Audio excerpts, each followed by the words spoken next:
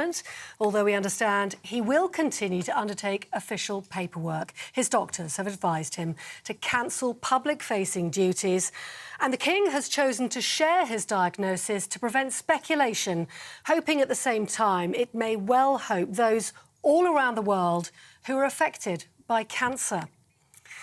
Well, the other bit of breaking news that we learnt in the last half hour is that a source close to the Duke of Sussex says he has spoken with his father about the cancer diagnosis and will travel to the United Kingdom to see him in the coming days. We also understand Prince William and Prince Harry learned of their father's cancer diagnosis directly from the King himself. You with GB News.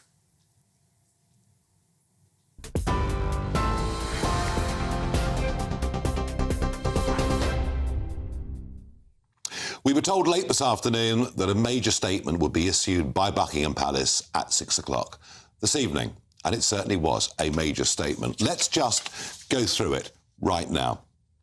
A statement from Buckingham Palace. During the King's recent hospital procedure for benign prostate enlargement, a separate issue of concern was noted. Subsequent diagnostic tests have identified a form of cancer. His Majesty has today commenced a schedule of regular treatments, during which time he has been advised by doctors to postpone public-facing duties. Throughout this period, His Majesty will continue to undertake state business and official paperwork as usual.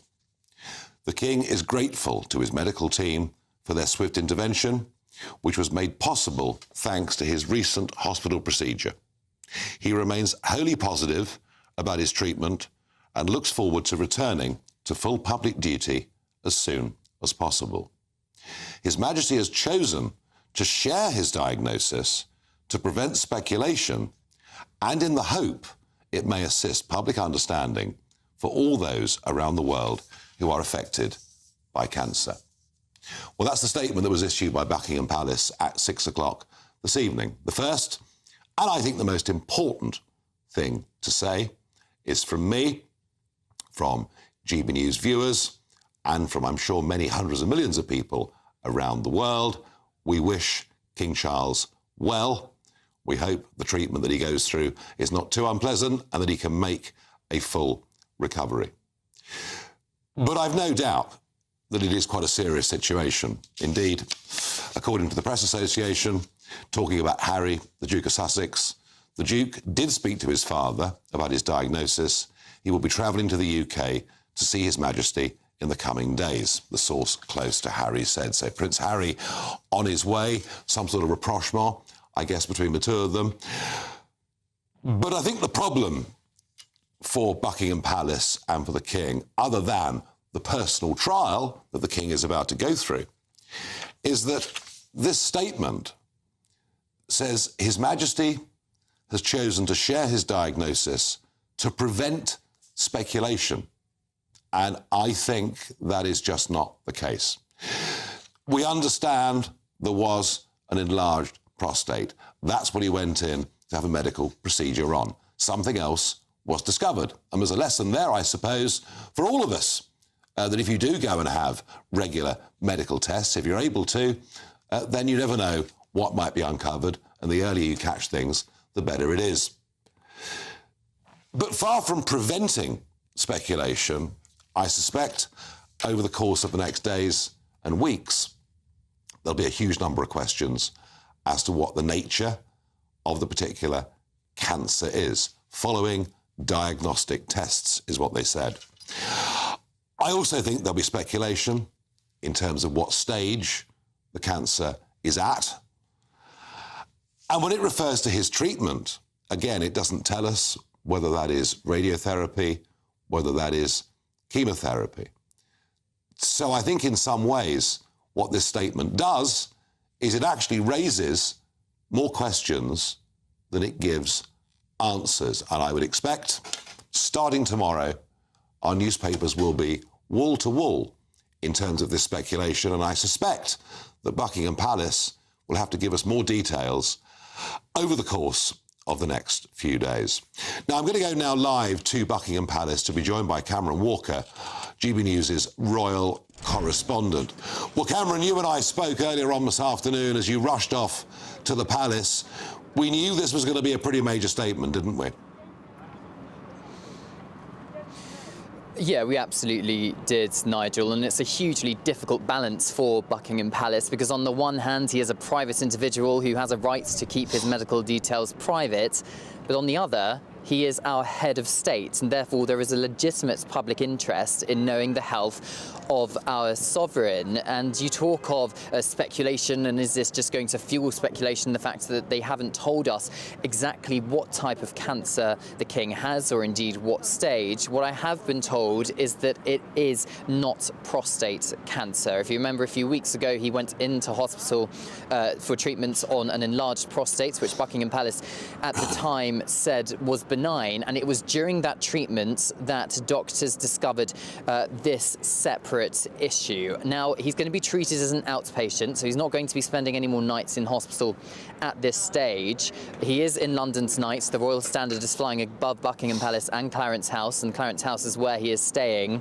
I'm told that no councillors of state are required. Now, they are members of the royal family over the age of 21 in the line of succession who can deputise on behalf of the king if the king is not well enough to carry out his constitutional duties. I'm told that is not necessary tonight, and they're not expecting it to be necessary throughout his treatment, so he can still go through his red boxes, sign government papers.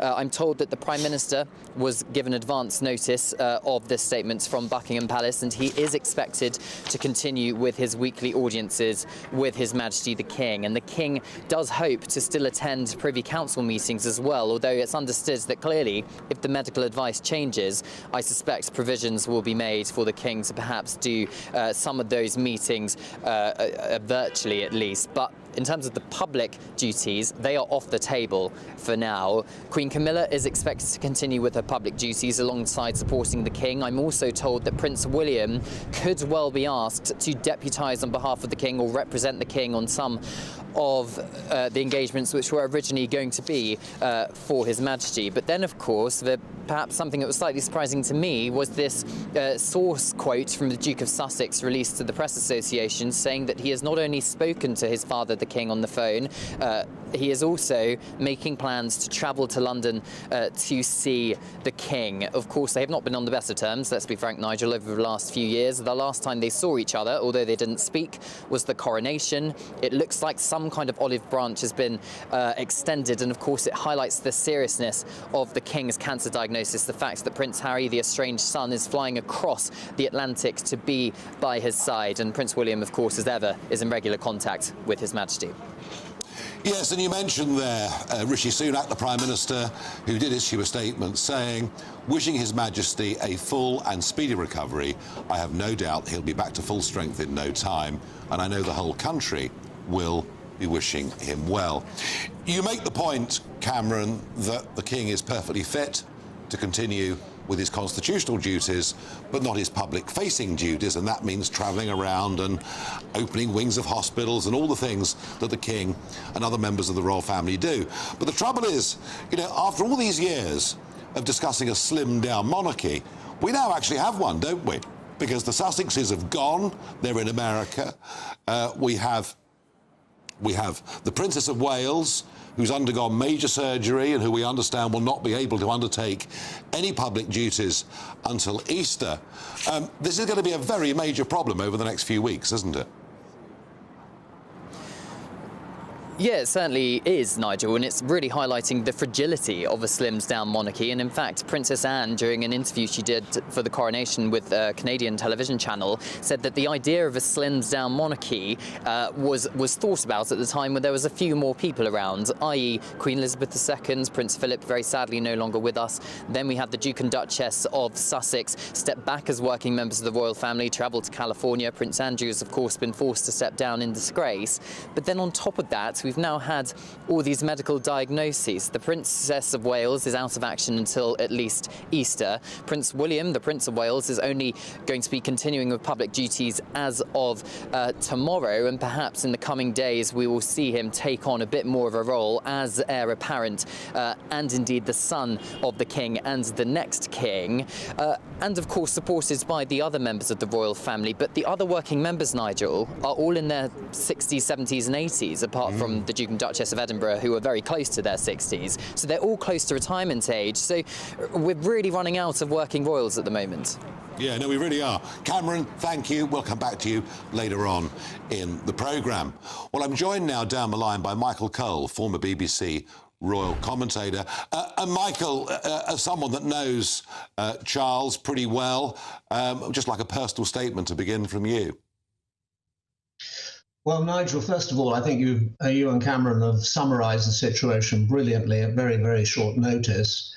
I'd like to echo and associate myself with your kind and generous and loyal sentiments that you expressed on your own behalf and those of GB News and of our viewers to His Majesty the King, because let's be frank about it, this is big news, it's bad news, it's grave news, it could hardly be worse. And as you have rightly said, there will be speculation. But I believe that we must commend His Majesty the King for his candour in this case, which has distinguished the statements that have come from the very, very, very beginning of this episode, this sad episode.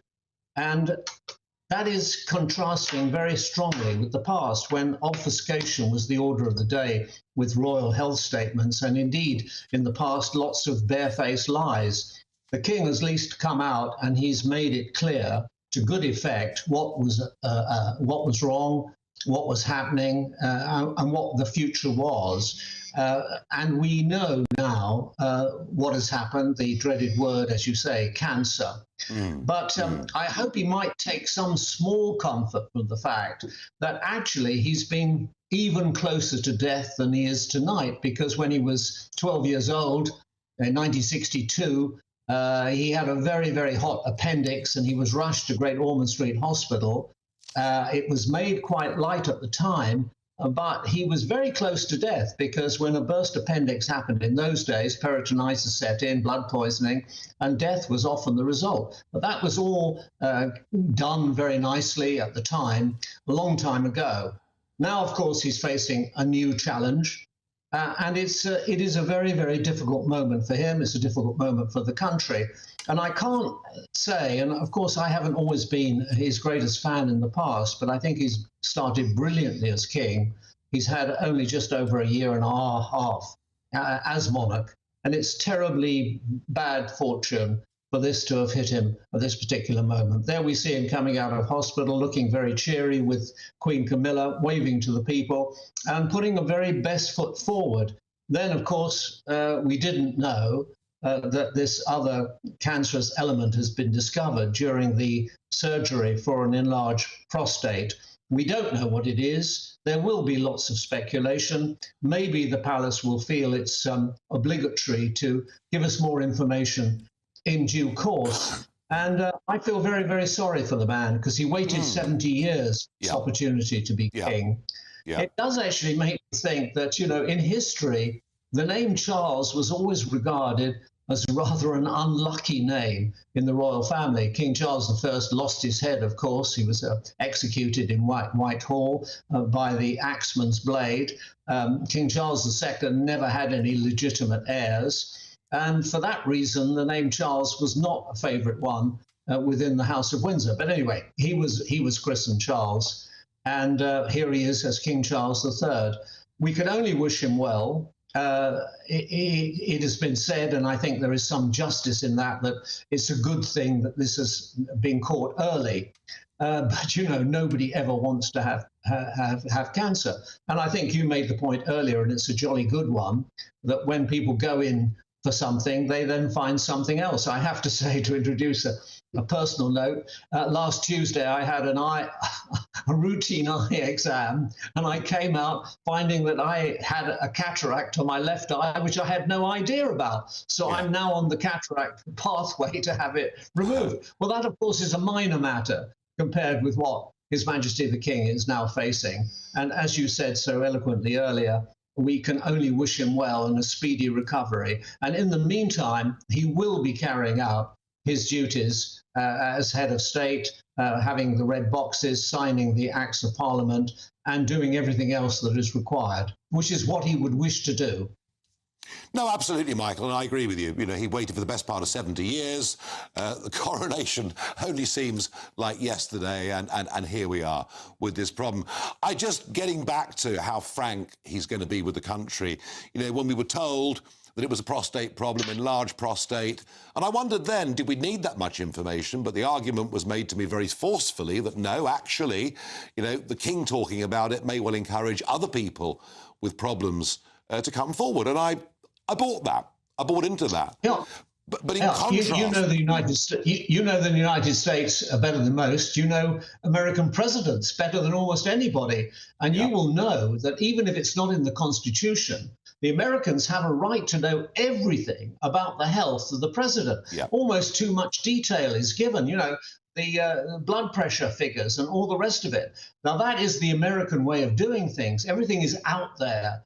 That's their way of being, and I admire it. I think for the King and for the royal family to have moved as far as possible down that route is only a good thing. People are more and more used to, I mean, people used to hide. I mean, people used to shudder at the word cancer. People are now more and more prepared to share with other people their ailments. I'm not quite sure that I am, but many people are, and they take comfort from this. And I think it's to be commended. I think if he was hiding it all, it would then not look good. And he's essentially what he's doing, he's taking the country with him. He's 75. We always knew it wouldn't be a hugely long reign. And I think he's got nothing to lose and a lot to gain by bringing us all with him. There we see him. They're wearing the ties of the Guards Brigade, him with his sons. And to hear that Prince Harry's coming back, well, one can only say not before time. Perhaps he's realised what is important in life. And what is important in life is the people you love most. And when they're in trouble, you come and support them. Absolutely. Michael Cole, as ever, thank you for joining me. Now, a statement has been issued by Macmillan Cancer Support, which says, our thoughts are with His Majesty the King and his family. We are sending our best wishes at what we know must be an incredibly challenging time. The King has been a long-standing supporter of Macmillan, becoming patron of the charity in 1997. Well, I'm joined by Rafe Hadel-Mancu, royal commentator and historian. Rafe, good evening. If we go back through history, monarchs being unwell, historically not unusual.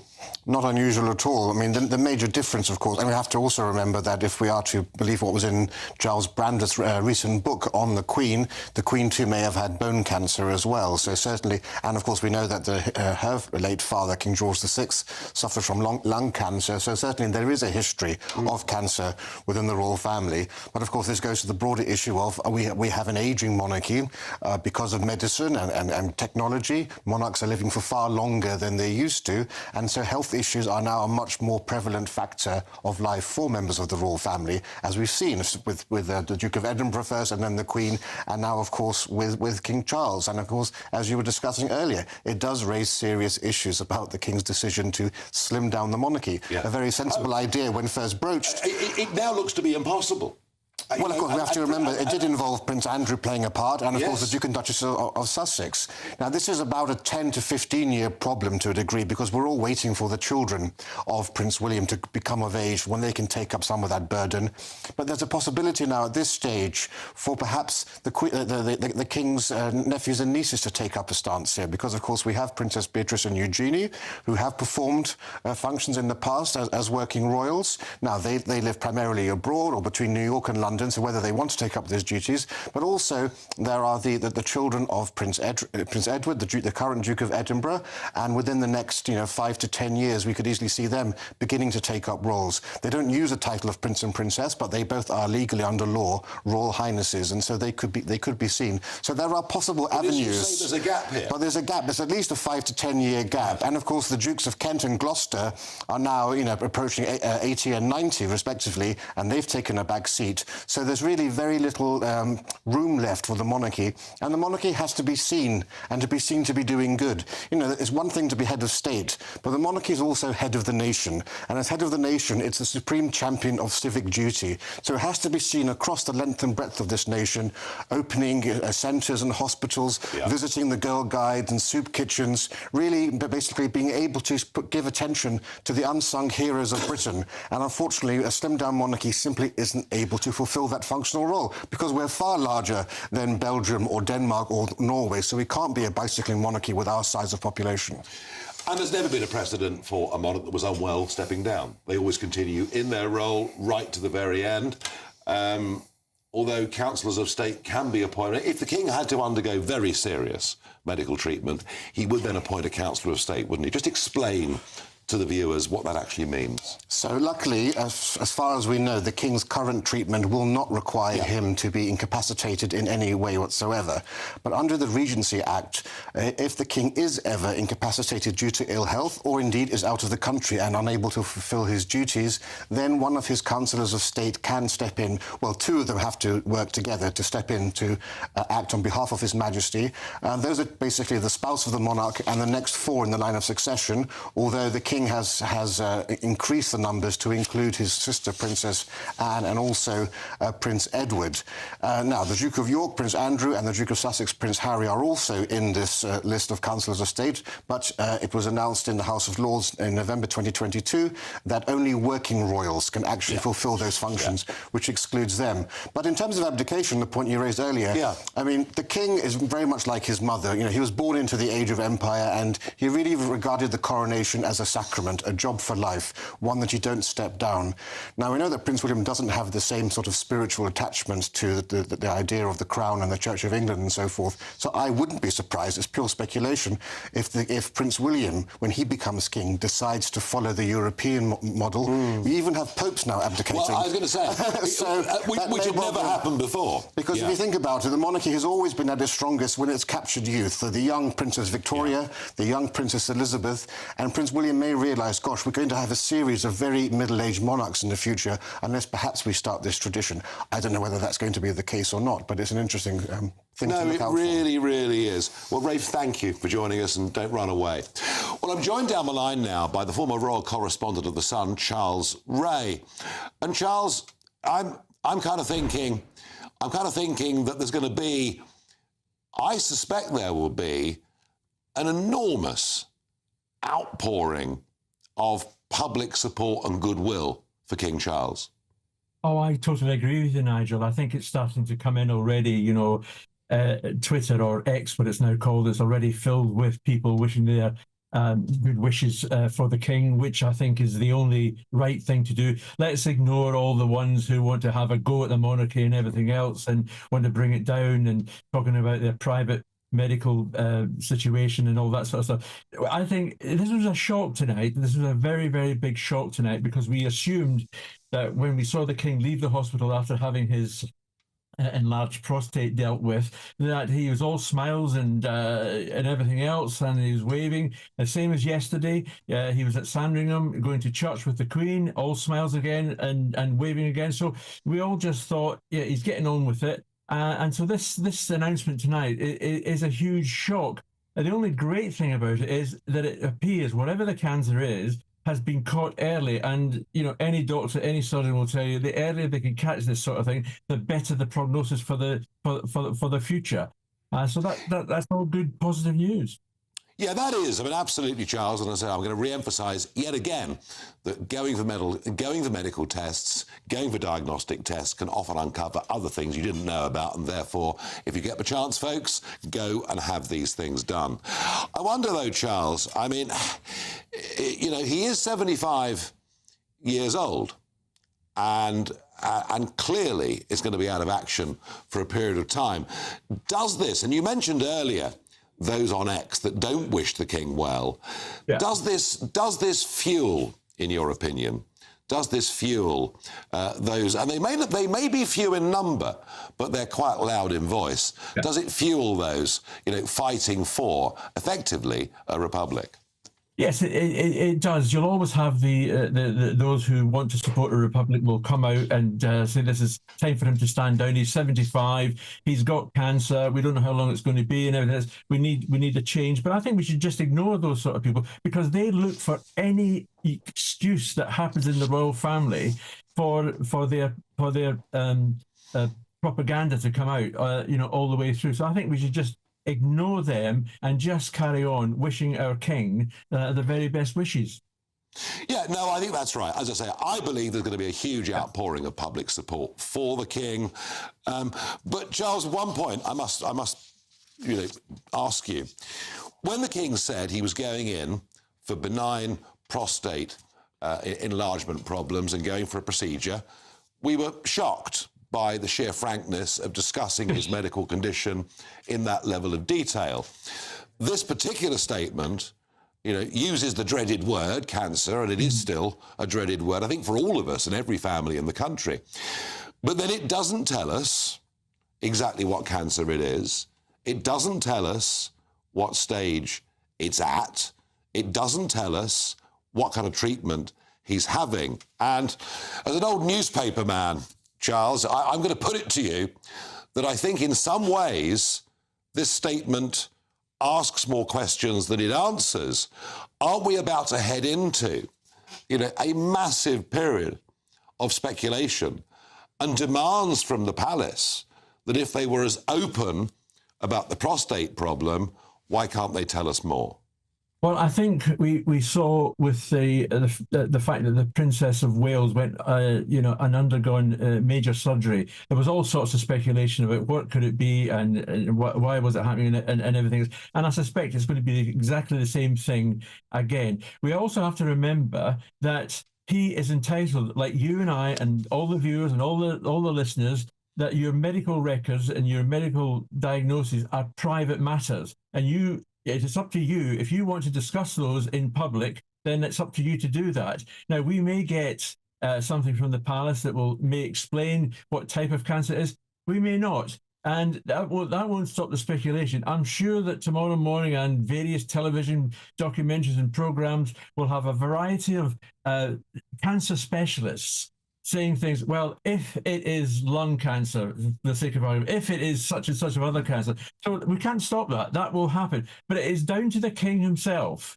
to decide whether or not he wants any more details. He shared all the information with his family, and that is the right thing to do. And he doesn't have to share it with anyone else. Now, maybe the clue, Charles, is in there somewhere following diagnostic tests, which probably took a few days to come back. Charles Ray, as ever, thank you for joining me on the programme. Let's head back to Buckingham Palace and speak to Cameron Walker, GB News' royal correspondent. Cameron, people tuning in all the time. Just a quick recap as to what happened at 6 o'clock this evening, please.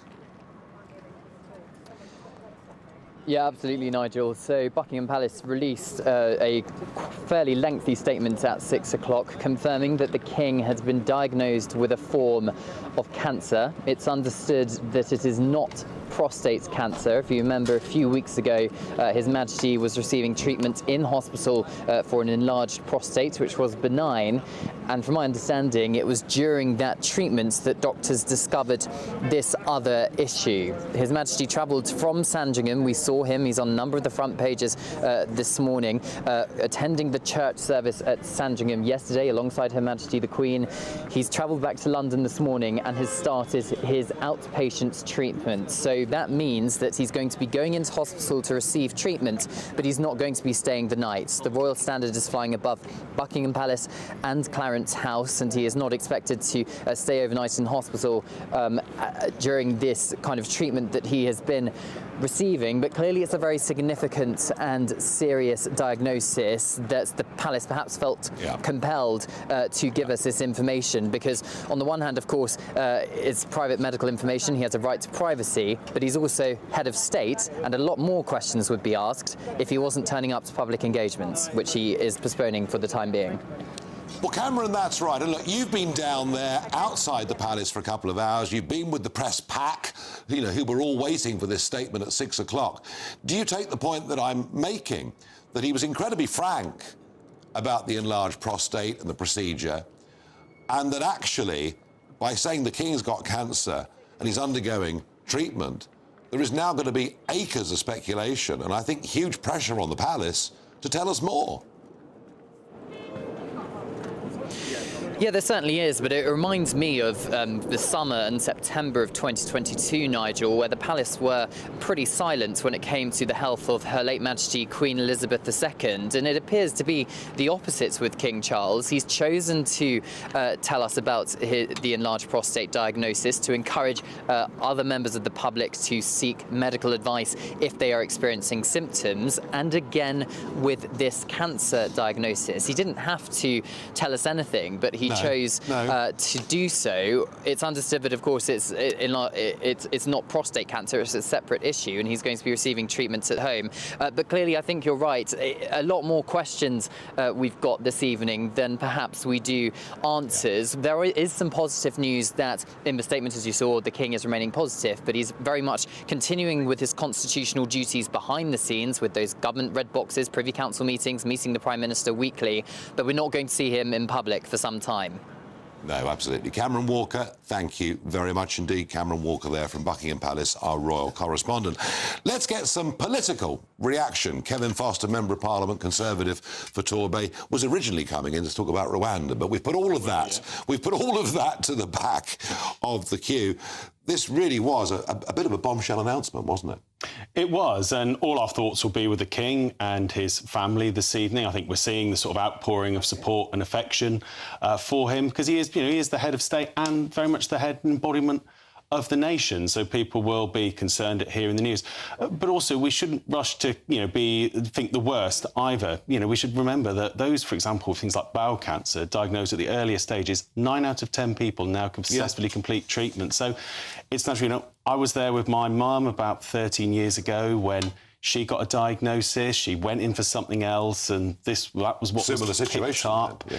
So, and, you get that call, it's natural to worry, we all do about our parents. There'll be people sat home tonight who this will be bringing back some difficult memories with their own families. But also, I think the other message that needs to come out of this, and I know my mum was, and you've already said it yourself, Nigel, is that, if you're watching this, and you've got that invite to a screening appointment, it's on the side, you haven't made it, or if that test has arrived and you haven't used it, well, when the show finishes, go and use it and go and make the appointment. No, I absolutely agree. And Kevin, I received my own cancer diagnosis many years ago, and I'm still here. And so catching things early really does matter. The constitutional position of this, of course, it is the King in Parliament, and there you are in Parliament. I mean, how do you think his first year has gone up until now? I think it's been quite distinguished. I think his mother would have been very proud to see how, after all those years of devoted service from herself, her son has then picked up and become a distinguished king in his own right. Because following on from such an amazing reign, 70 years, literally a huge transitional reign, the monarchy and the perception of it going from a very different place. I look at, for example, the Queen's first visit to my constituency as monarch in the 1950s involved a sort of a white tie reception at the town hall, meeting all the great and good. And by the end of her reign, it would have been meeting, getting out, meeting the people who, saw her as their Queen and now see Charles as their King. Yeah, I think there's been a general acceptance of him. A hell of a tough act to follow.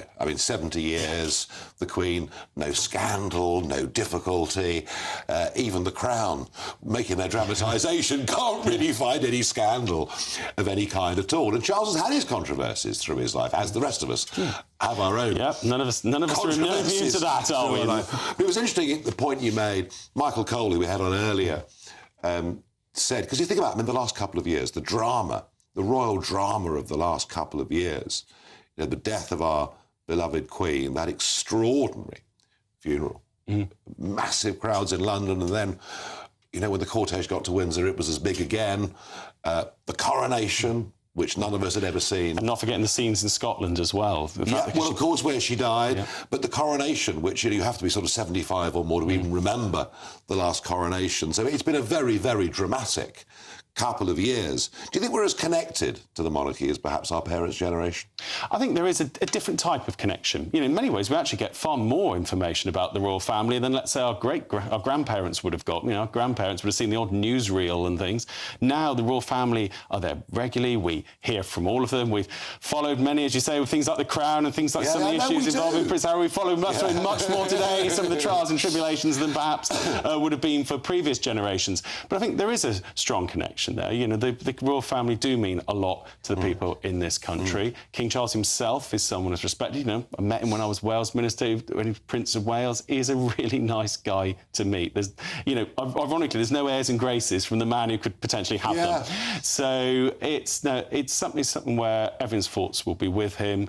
And I think probably why he's put this out, why this information has been out, and I expect there'll be the balance between no one wants our personal medical details all over the media, but you'll also know this will prompt people to get treated. You say that, Kevin, and the point was being made a moment ago that with American presidents, everything has to be in the public domain. I think I personally believe that it's going to be impossible for the palace not to tell us more.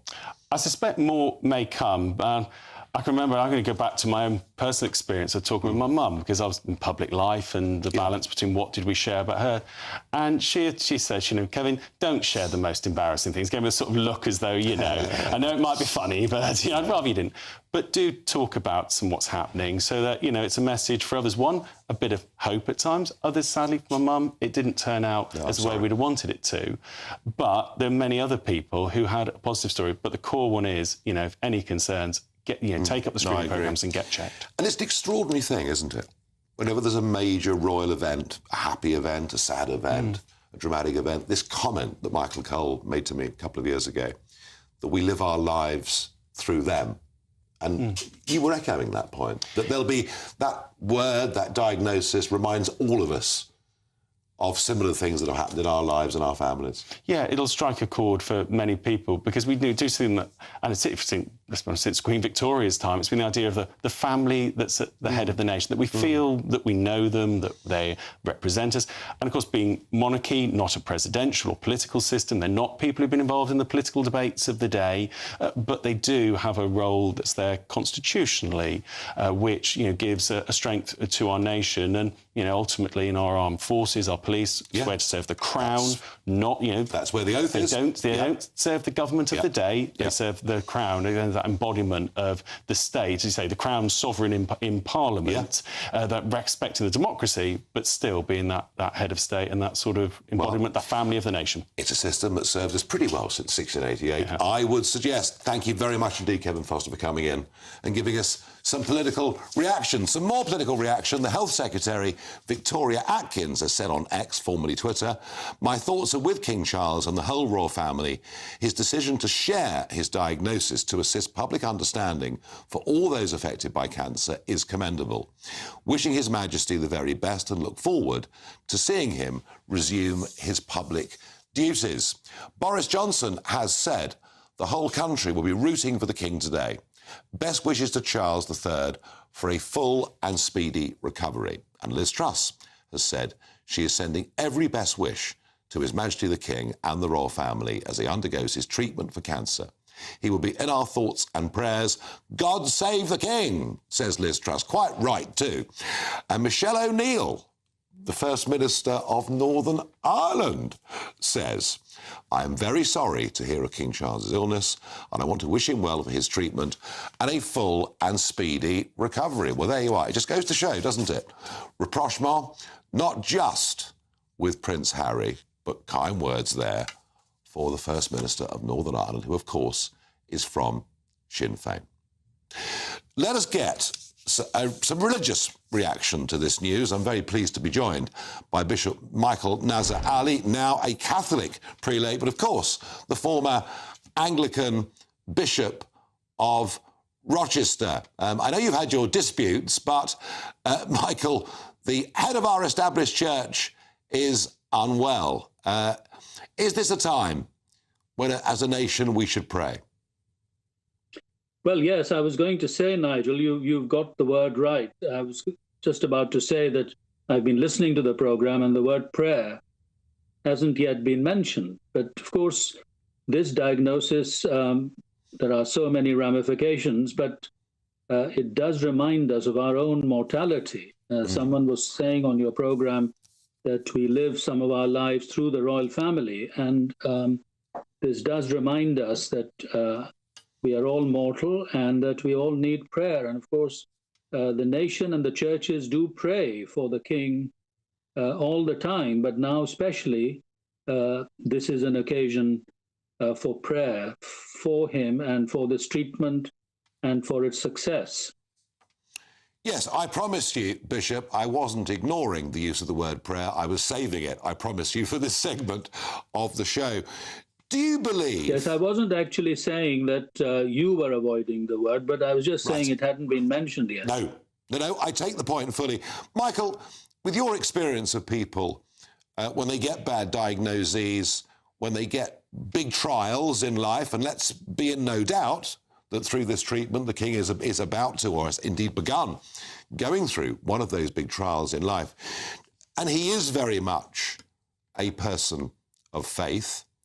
Do you think that faith helps people through their times of difficulty? Because it's the sort of thing we don't discuss in public anymore. Well, absolutely. I think illness focuses people onto their spiritual nature. And King Charles has an acute sense of the spiritual world and of people's spirituality in many different contexts. But this will certainly, as it were, activate that sense of the spiritual that he has always had. And I hope that it will lead him not just to a healing of what is going on, but also to a new sense of his destiny. And it's just so much harder, isn't it, for people who are public figures? I mean, it's a difficult enough trial for anyone to go through, for your, whether it's you or your parents or your children. When this word strikes, it does bring terrible fear to everybody. But to have to do it in full public glare, we really should spare a thought for him, shouldn't we? Yes, and I think part of that is respect for privacy at this time, because people need to somehow have time, as it were, to make sense of what is going on. And it'll take him time, not just the royal family, but and not just the nation, but personally for him, we should allow that room for him to come to terms with what is happening. But as I say, it is very often a time when people are awakened to aspects of themselves that they may not have occasion for otherwise.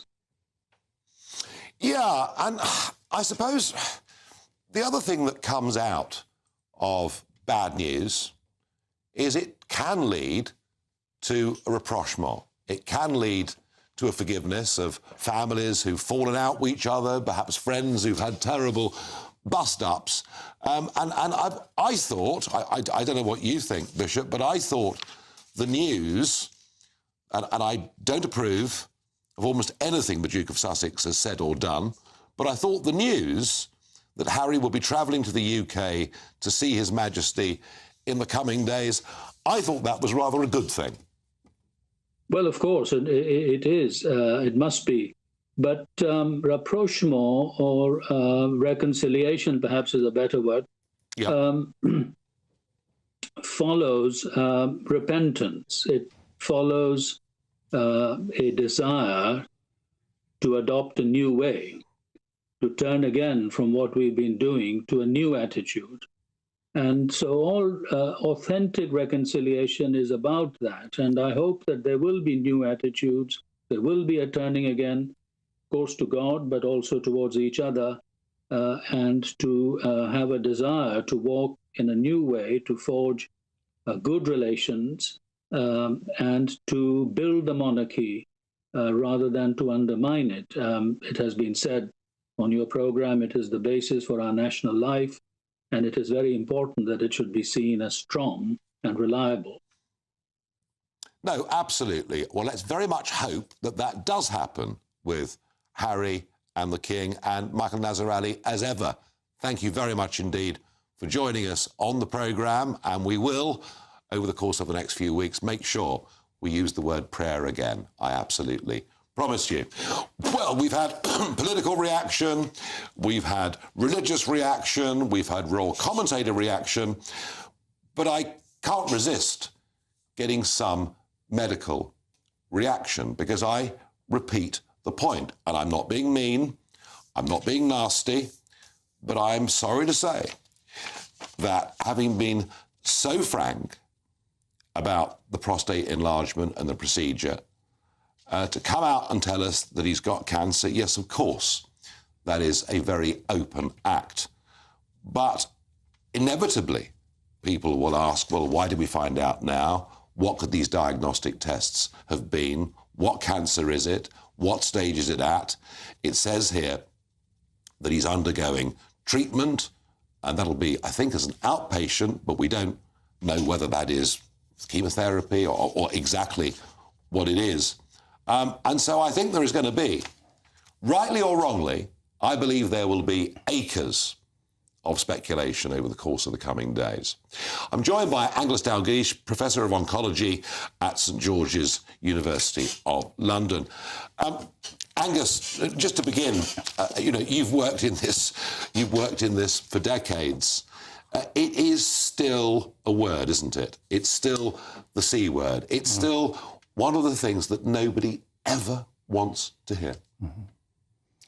But it's still, at the end of the day, it's just a word, not a sentence, as one of my colleagues coined it, and it's very true. My first reactions to this, I don't really know what it is from anybody else, but what I do know is that if a cancer is found by accident, as it were, and it sounds like, unless they've changed their diagnosis to a prostate cancer, it does sound like it was a very early cancer. And therefore, in my experience, whatever it is, whether it's something they saw through while they were doing this, then it is eminently treatable. And actually, that's a very good thing. You know, you can say, oh, it's terrible to come out with a cancer diagnosis, but to have one before you even, to have the diagnosis before you even know it these days is actually very good news, because our treatment is so good when it's very early, and hopefully it hasn't spread, and they're giving him a treatment. I don't really want to go and speculate all the different types, but in the pelvis there are many things that you can come across very early, and it's curable. And I strongly suspect and hope that this is what the case is, and that we shouldn't overreact to it. And obviously it's very worrying for him as an individual, but it is, all I can say, it is very, very common. I can't tell you the number of people in my family and friends, completely outside my professional practice, that I know have come across cancers early, sometimes as a result of going to hospital for trauma. And they discover something. I mean, this is very much, isn't it? And I take your point that it sounds like it's early, and we hope it hasn't spread, and the treatment is far better than it's ever been. I get all of those points, absolutely. But in a sense, this is the benefit of going and having checkups and procedures, isn't it? Oh, very much so, very much. And we know that if you pick these things up really early, and the screening, the outcome has really improved dramatically over the last 2 decades, absolutely dramatically. And the one thing where this is highlighted has been the tragedy of the lockdown, whereas people didn't get screened. And I know someone very, very close to me who didn't get his screening for 2-3 years, and then he's presented with what should not have presented had he not had the screenings cancelled. So this is another thing we're having to do. I think, I have to say, Angus, I think that conversation will be taking place in families and pubs all over the country tonight, that we're delighted that we've discovered that the King has discovered this at a relatively early stage, but just how many people, and you say lockdown, but generally there are some quite big waiting times in elements of the National Health Service, albeit exacerbated by what happened. Do we match up to our neighbours in countries like France when it comes to cancer treatment? No, I don't think we do. And I think one of the main reasons we don't match up is that we're seeing too many cancers present too late because of the waiting list, the waiting time. The problem with the NHS is once you get through to a good cancer unit, the treatment's as good, if not better, than anywhere else. Is it? And you would stand by that? Yeah, I would. It's getting through to it that's the problem. It's getting past the GP. Yeah. It is stopping them giving you one treatment after another for an infection when it is actually saying something far more important than an infection's going on here. This needs urgent scanning. And then we find that people are waiting weeks, months for a scan, which should, in an ideal system, if I saw somebody had these symptoms, I want that scan within 48 hours so I can advise them. This does not happen on the NHS anywhere. And I think this is the big problem. So the gap between what you can get if you've got the money or the insurance in private medicine and public medicine is enormous. It is absolutely enormous. But once you get on the conveyor belt, as it were, for the treatment, whether it be chemotherapy, radiotherapy, it's every bit as good. It's getting access to it, which is the big problem. And that is what we need to sort out with the NHS. And I've been predicting the demise of the GP service for years, and now horrendously it's come true in front of us. And that means that you can't rely on going to see your GP to get your cancer diagnosis. You need to have some immediate access to a diagnostic centre. This is what I've been proposing for ages. You don't burden your GP, he's got other things to do. If you have certain symptoms and you have a blood test that has a red flag, or you have symptoms and it is for the time, symptoms for 2 weeks are nothing, or even 3 weeks, but it's when they go on, that's when you urgently need full investigation, and that's what, in my experience, is not happening at the present time, and you need to have a diagnostic centre they can walk in, have their bloods, have their scans, have everything. It makes perfect sense. And the greatest thing is say, I'm so pleased, we've done everything that's necessary and there's nothing serious to worry about. Off you go. Yeah. No, that makes perfect sense. And, you know, the King has cancer. It's a huge headline, it's a huge story. And yet, how many of us at some point in our life will get cancer? Is it a third of us? Is it half of us? Well, I think it's 1 in 2 now. 1 in 2. I mean, it was 1 in 3 officially about 10 years ago, but I think it's now 1 in 2. You know, we live longer. Well, up to now, we're actually now not living quite as long as the growth has stopped. Yeah. But we are being exposed to all the things that give us cancer, you know, in the environment, in the processed food, etc. So more and more of us are going to get cancer. Hopefully, most of us will get it picked up early, treated, taken care of. Well, I think, in a way, Angus, despite the deficiencies of diagnostics in this country, I think in many ways what you've given us tonight medically, we don't know the full facts, and you wouldn't speculate on that, and that's very responsible. The tabloid press will do that, I'm sure. But I think in many ways what you've given us is a rather upbeat, optimistic assessment that we're getting really rather better at dealing with this disease. Thank you very much indeed. You're welcome. For coming in. Well, I'm joined by Jacob Rees-Mogg. Jacob, you know, I was here in the office when suddenly all the royal correspondents were summoned to Buckingham Palace, so we knew it was going to be big news, and it is big news, isn't it? It's very important news. The health of the king in a constitutional monarchy is as big news as you ever get. Yeah. But it's very reassuring. Listen to Professor Dalgleish saying that getting it early means there's a very good prospect of it being cured, and that is what everybody wants.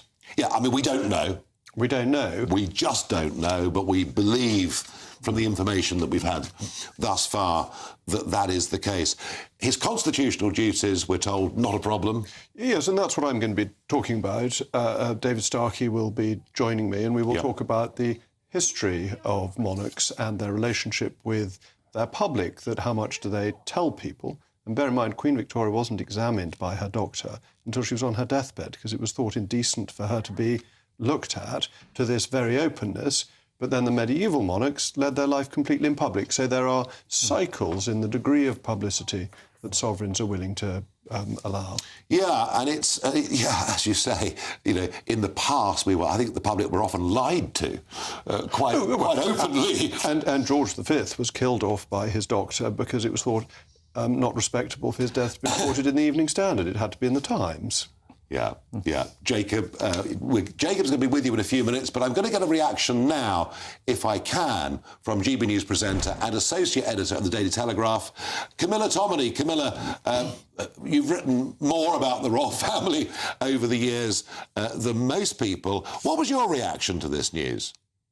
Well, obviously quite shocked, Nigel. At the end of the day, we thought that he had gone in for that operation on his prostate. We were told it was benign. We were very much steered away from the C word. And now to hear this news, it's thankful, of course, that it's been discovered while he underwent this operation last week, because at the same time, I suppose if they hadn't made their inquiries there, they wouldn't have found out what happened. I just heard you speaking to Jacob about the sort of unprecedented nature of the royals discussing this diagnosis. I think in the past, if royals did have cancer, then their subjects certainly never found out about it. This is a desire for him to be a bit more down with the times, to be transparent. I think he's done enough work for cancer charities over the course of his time as Prince of Wales to want to share that news. But obviously it's quite shocking. And the trouble is when, you know, the C word rears its head with anyone, you're worried about that individual. But when that individual is working not just for a family, but a family firm, you then worry about the institution too, which is why Buckingham Palace, I think, have been so forthright in saying that the impetus is for him to return to work as soon as possible. Yes, and of course there aren't many royals to go around, and a couple of them, of course, have left and gone off to America. One thinks of perhaps the Duke and Duchess of Sussex in particular. And yet this statement, Camilla, from Harry tonight, or from a source close to Harry, saying he will be travelling to the UK to see His Majesty in the coming days, I don't approve of much of what Harry has said and done, but perhaps this is a piece of good news that can come out of a bad diagnosis. Well, I think it's positive that Prince Harry was informed, of course, ahead of the public. There had been complaints in the past that when news was being broken that he was the last to find out.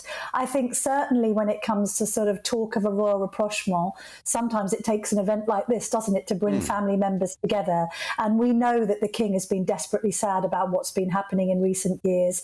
The fact that Harry left the family, left the country, and indeed isn't on speaking terms with William. I would imagine, you know, at the end of the day, both of those princes are hugely invested and love their dearest papa, as they call him, very much indeed. He's the only parent they have left. And I think when something like this happens, and let's not forget, you know, he's 75, he's working well beyond retirement age. They've both spoken in the past about him being a workaholic and never slowing down. I think this will be as much of a shock to them as his sons as it will be to the King himself. You know, he's not really had any health problems in the past to speak of. And now, as we're sort of in the fledgling part of the Carolean era, he's been hit with this. So I think Harry also surely will be mindful of the fact that Prince William is in a very, very difficult position. He's now going to have to step up and support his father as his so-called liege man of life and limb, while at the same time trying to look after his wife, Kate, after she underwent her operation. She was in the London clinic for 13 days. You know, she clearly had major surgery. And poor Prince William, maybe like many people of his generation, you know, sandwiched between caring for young children, caring for elderly parents. I think lots of people watching and listening to GB News tonight will be able to identify. Yes, no, absolutely. But the difference is they don't have to live their lives in full public glare. And that's the difference, isn't it, between the royals and, well, pretty much all of us, I suppose. Camilla, you know, I've been making the point over and over that whilst the King was very open about the prostate problem, I think this statement leaves us with more questions than answers. Inevitably, I would have thought the press pack are going to be demanding of Buckingham Palace more information in the next few days. Oh, it's a difficult one, isn't it? There's a careful balancing act. On one hand, as we've just discussed, they've been more open than is usually the case. Even telling us he was going to have the procedure on the prostate was one thing. You know, they have given us some guidance behind the scenes as to how they're going to manage the situation. This idea of the King carrying on with some engagements, but not public-facing ones. We understand, for instance, he will continue to have his weekly audience with Rishi Sunak. He's going to have to delegate other duties, no doubt. We obviously hope that he has a quick and swift recovery and that he isn't too badly affected by what's only been described as a schedule of regular treatments. He's going to be treated as an outpatient. They're wanting us to avoid too much speculation. And in a way, I think that is kind of fair. I mean, as a journalist, one's always trying to get to the truth of any matter. But when it comes to health matters involving a 75-year-old man who's already shared quite a lot already, I think it's going to be a case, a little bit like Kate, actually, that we're going to have to wait for the royal himself to reveal more. Camilla, you may be right. I don't know. Thank you for joining me on the programme. Folks, I could be completely wrong about this, but I doubt it. And Joe Biden, the president of the USA, has also sent a message saying, I'm concerned about him, just heard about his diagnosis. I'll be talking to him, God willing. Well, that's nice. Coming up next, it'll be State of a Nation with Jacob Rees-Mogg. First, though, let's get the latest news update from Polly Middlehurst.